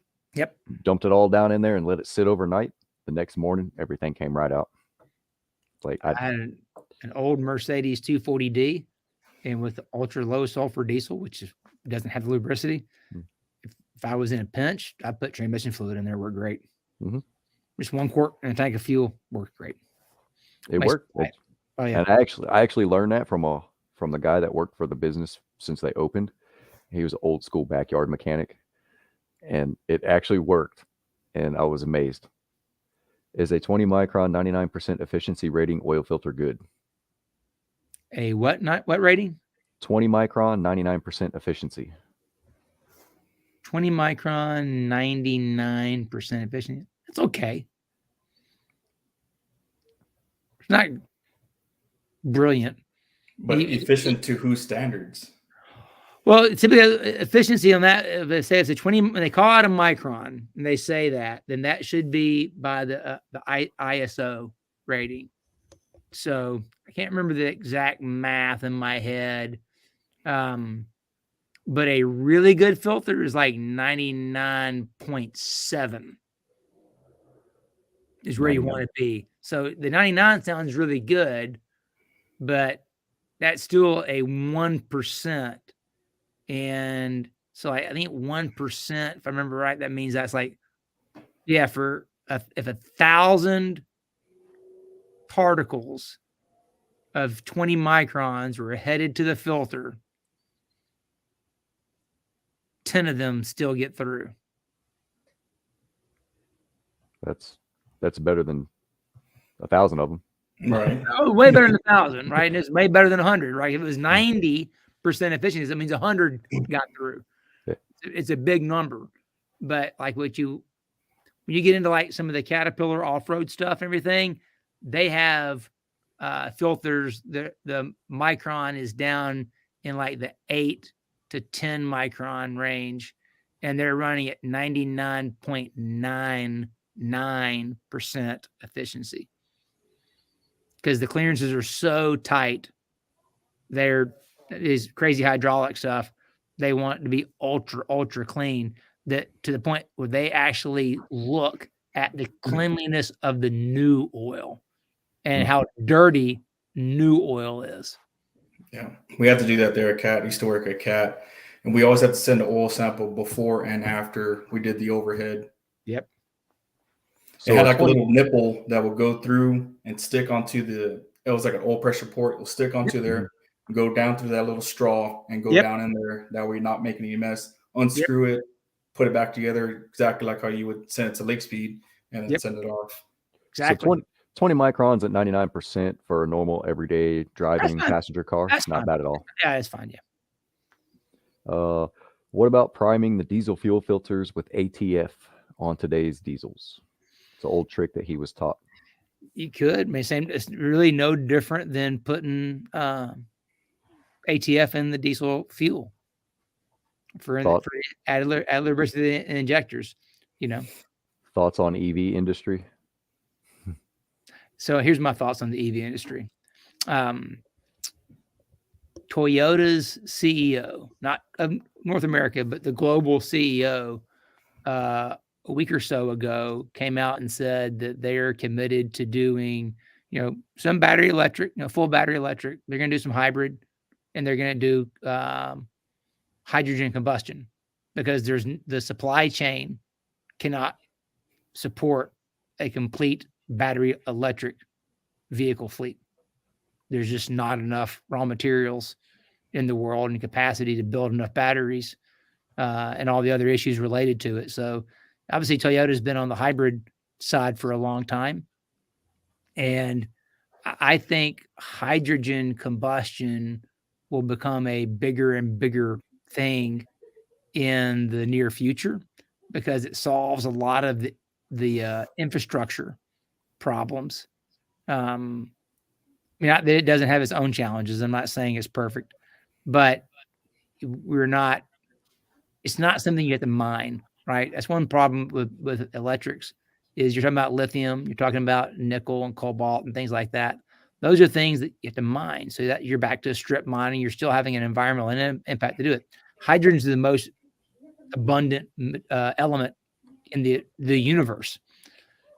So if you can get hydrogen combustion going, then there's no shortage of hydrogen available to do it. It can be life cycle renewable because when you do hydrogen combustion, the byproduct is water. Well, what does the water contain? It contains hydrogen. Now you can split it back, right? So it's something that's a renewable fuel once you get a supply of it going and put everything in place to do it. Other nice thing about hydrogen combustion is that, at least from a performance guy, there's sound. That's one of the issues, with the EVs is that they're so quiet that people don't know them. There's potential hazards.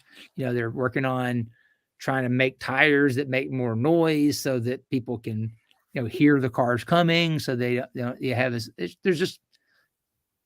it's all the unintended consequences.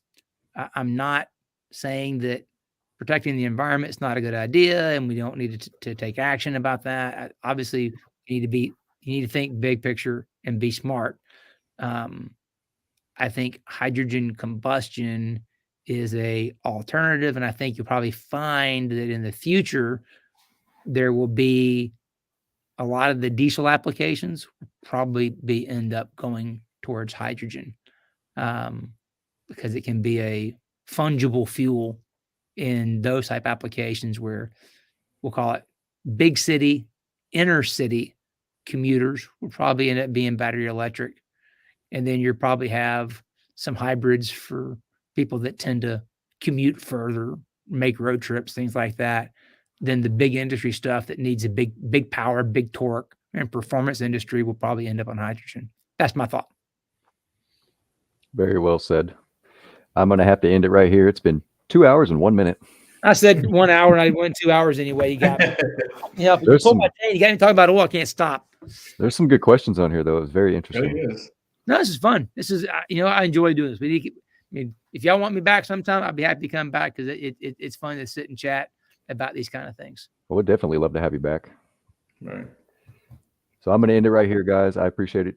And if you're just coming in, make sure you go back to watch from the beginning, because I learned a lot about cylinder sleeves that I didn't really know about. Yeah, those. Fun stuff. I appreciate it, you guys. Cross hatching. Yep. Yeah. I'll see you guys on the next one. See you later, guys.